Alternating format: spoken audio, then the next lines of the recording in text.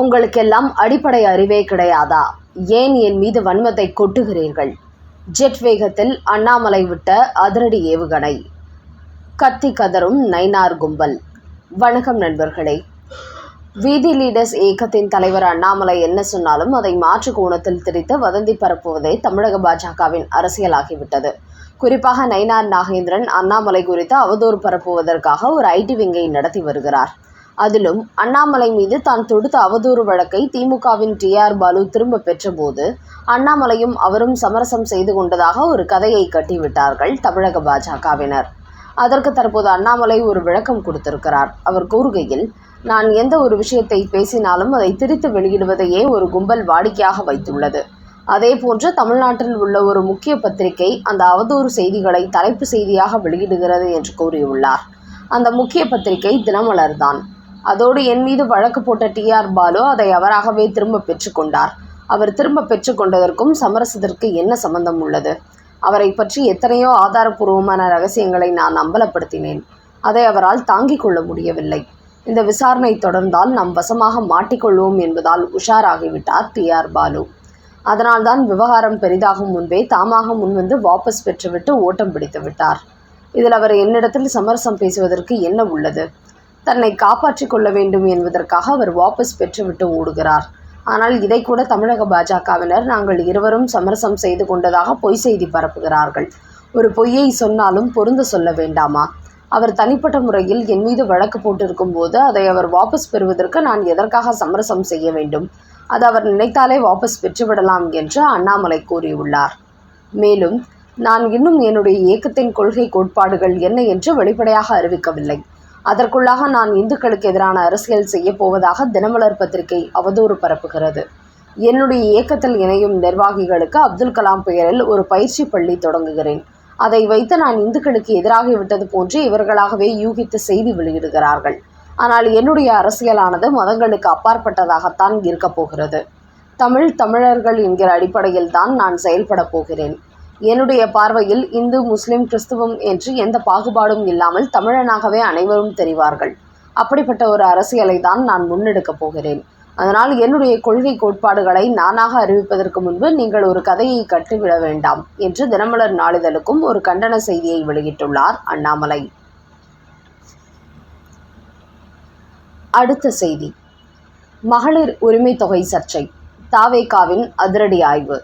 அம்பலத்துக்கு வந்த திமுகவின் தெல்லாலங்கடி வேலை. மொத்த பேருக்கும் ஆப்படிக்கும் விஜய். திமுக ஆட்சி காலத்தில் கொண்டு வரப்பட்ட மகளிர் உரிமை தொகையை திட்டம் 1,30,00,000 பேருக்கு கொடுக்கப்படுவதாக கூறினார்கள். இந்த 1,30,00,000 பெண்களும் திமுகவுக்கு வாக்களித்தாலே மீண்டும் வெற்றி பெற்றுவிடலாம் என்பதுதான் மு.க. ஸ்டாலினின் நம்பிக்கையாக இருந்தது. ஆனால் கடந்த தேர்தலில் அவர் தோல்வியடைந்து விட்டார். இந்த நிலையில் தமிழக வெற்றிக் கழகம் ஆட்சிக்கு வந்தால் மாதந்தோறும் பெண்களுக்கு 2,500 ரூபாய் உரிமை தொகை கொடுப்போம் என்று விஜய் சொன்னதால் அந்த தொகை எப்போது கொடுக்கப்படும் என்கிற எதிர்பார்ப்புகள் ஏற்பட்டுள்ளன. இந்த நேரத்தில் மகளிர் உரிமை தொகை குறித்து அமைச்சர் ஜெகதீஸ்வரி ஒரு செய்தி வெளியிட்டுள்ளார். அவர் கூறுகையில், கூடிய சீக்கிரமே தமிழ்நாட்டு பெண்களுக்கு மாதந்தோறும் 2,500 ரூபாய் உரிமை தொகை கொடுப்பதற்கான பணிகள் நடைபெற்று வருகின்றன. ஆனால் கடந்த திமுக ஆட்சி காலத்தில் கொடுக்கப்பட்ட பட்டியலை எடுத்து பார்த்தபோது ஏகப்பட்ட தில்லாலங்கடி வேலைகளை செய்துள்ளார்கள். குறிப்பாக அந்த தொகை பெரும்பாலும் திமுகவினரின் குடும்பங்களுக்கே போய் சேர்ந்திருக்கிறது. அதிலும் ஒரே வீட்டில் 2 பெண்களுக்கு உரிமை தொகை கொடுத்து வந்திருக்கிறார்கள். அதோடு வசதி படைத்த திமுக நிர்வாகிகளின் மனைவிகள் பெயரிலும் இந்த தொகை சென்றுள்ளது. மொத்தமாக இதை பரிசீலனை செய்து பார்க்கும்போது 3/2 பங்கு திமுகவினருக்கும் 1 பங்கு மட்டுமே மற்ற பெண்களுக்கும் சென்றுள்ளது. அதனால் இந்த பட்டியலில் உள்ள குளறுபடிகளை சரி செய்து யாருக்கு உரிமை தொகை கொடுக்க தகுதி உள்ளதோ அவர்களுக்கு மட்டுமே அடுத்து கொடுக்கப்படும். இவர்கள் தவிர புதிய மகளிர் இன்னும் ஏராளமானோர் இப்பட்டியலில் சேர்க்கப்பட உள்ளார்கள். அது குறித்த ஆய்வுகள் தற்போது நடத்தப்பட்டு வருகின்றன. தாவேக ஆட்சியில் குறிப்பாக அனைத்து தகுதிகளையும் பூர்த்தி செய்யும் பெண்களுக்கு மட்டுமே இத்திட்டம் போய் சேரும். தற்போது திமுக ஆட்சியில் மகளிர் உரிமை தொகை யார் யாருக்கெல்லாம் சென்று வந்தது என்பது குறித்து நேரடியாகவே ஆய்வுகள் நடத்தப்பட்டு வருகின்றன. அதில் ஒரே குடும்பத்தில் 2 ரேஷன் கார்டுகள் அடிப்படையில் மகளிர் உரிமை தொகை பெற்று வந்தவர்களின் பட்டியலும் எடுக்கப்பட்டு வருகிறது. அதோடு எவ்வளவு திமுகவினருக்கு இது கொடுக்கப்பட்டது என்பது குறித்த பட்டியலையும் எடுக்கிறோம். மொத்த பட்டியலும் வெளியான பிறகு திமுக ஆட்சி காலத்தில் தகுதி வாய்ந்த எவ்வளவு மகளிருக்கு சென்று வந்தது, தகுதி இல்லாத எவ்வளவு பேருக்கு கொடுத்து வந்திருக்கிறார்கள் என்கிற பட்டியலை நாங்கள் வெளியிடுவோம் என்று அமைச்சர் மகேஸ்வரி தெரிவித்துள்ளார். அந்த வகையில் திமுக ஆட்சி காலத்தில் தகுதி வாய்ந்த மகளிருக்கு நாங்கள் மாதந்தோறும் 1000 ரூபாய் கொடுக்கிறோம் என்று சொல்லிக்கொண்டு தங்களது கட்சியை சார்ந்தவர்களுக்கு மட்டுமே கொடுத்து வந்திருக்கிறார்கள் என்பதை தற்போது வெளிச்சத்திற்கு கொண்டு வந்துள்ளார்கள். அடுத்த செய்தி. விஜய் RSS பெற்ற பிள்ளை இல்லையா?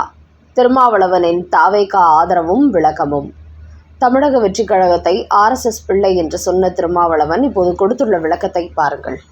திமுக கூட்டணியில் இருந்தபோது மு.க. ஸ்டாலினிடம் காங்கிரஸ் கட்சியைப் போலவே ஆட்சி அதிகாரத்தில் பங்கு கேட்டவர் விசிகாவின் திருமாவளவன். ஆனால் அப்போது காங்கிரஸ்கே அது கொடுக்கப்படவில்லை. இந்த நிலையில்தான் தேர்தலில் வெற்றி பெற்று விஜய் ஆட்சி அமைத்ததும் காங்கிரஸ் மற்றும் கம்யூனிஸ்ட் கட்சிகளை தொடர்ந்து இவரும் சத்தமில்லாமல் விஜயிடம் சேர்ந்து விட்டார். ஆனால் இப்போது மு.க. ஸ்டாலின் கூப்பிட்ட போது ஓடிப்போய் கை கொடுக்காத திருமாவளவன் பதவிக்காக யாரிடமும் கெஞ்சவும் இல்லை, வாலாட்டவும் இல்லை என்று சொல்லிவிட்டு தற்போது கடும் விமர்சனத்திற்கு உள்ளாகி இருக்கிறார். அவர் பேசிய ஒரு வீடியோ சமூக வலைதளங்களில் காட்டுத்தீயாக பதவி வருகிறது.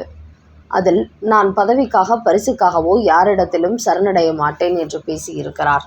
அதோடு தேர்தலுக்கு முன்பு விஜய் மீது தமிழக வெற்றிக் கழகத்தின் மீதும் கொள்கை ரீதியான சந்தேகங்கள் எங்களுக்கு இருந்தது. அதனால்தான் அவர்களை RSS பெற்ற பிள்ளைகள் என்று நான் விமர்சித்தேன். ஆனால் இப்போது எனக்கு தேவைக்கான சந்தேகங்கள் நீங்கிவிட்டன என்று சொல்லி மேலும் விமர்சனங்களுக்கு உள்ளாகி இருக்கிறார். அதாவது தமிழக வெற்றிக் கழக கூட்டணியில் இணைவதற்கு முன்பு வரை விஜய் RSS பெற்ற பிள்ளை கூட்டணியில் இணைந்து தாவேகா அமைச்சரவையில் அமைச்சராகியதும் அவர் அனைவருக்கும் பொதுவான தலைவராகிவிட்டாரா என்று திருமாவளவனை நோக்கி பலர் கேள்வி எழுப்பி வருகிறார்கள்.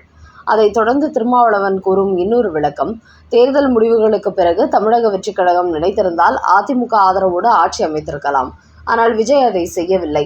சார்பற்ற சக்திகளாக அடையாளம் காணப்பட்ட எங்களை அழைத்துதான் அவர் ஆதரவு கேட்டார். அதுதான் அவரது துணிச்சலான முடிவு. அதை நான் பாராட்டுகிறேன். விஜயின் அந்த முடிவு அவரது மத சார்பின்மை மீதான நம்பிக்கையை வெளிப்படுத்துகிறது. அதுதான் எனது சந்தேகம் தீர காரணம் என்று விளக்கம் கொடுத்திருக்கிறார். இப்படி அவர் சொன்னதை அடுத்து திமுகவும் அதிமுகவும் கூட்டணி அமைப்பது குறித்து பேச்சுவார்த்தையில் ஈடுபட்டார்கள். அப்படி இருக்கும்போது விஜய் எப்படி அதிமுகவை தனது கூட்டணிக்கு அழைப்பார்? மு.க. ஸ்டாலினும் எடப்பாடியும் விஜய் ஆட்சி அமைக்கக்கூடாது என்பதற்காகத்தானே திட்டம் போட்டார்கள். அதனால்தான் திமுக கூட்டணியில் உள்ள கட்சிகளுக்கு அவர் தூது விட்டார்.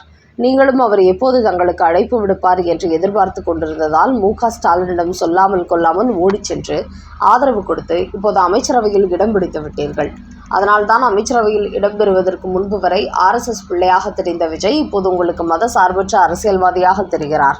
கோவிலுக்கு, மசூதிக்கு, சர்ச்சுக்கு சென்று மண்டியிட்ட போது அவர் உங்களுக்கு மதவாதியாக தெரியவில்லையா என்றும் திருமாவளவனை நோக்கி பலரும் நெத்தியடி கேள்விகளை எழுப்பி வருகிறார்கள்.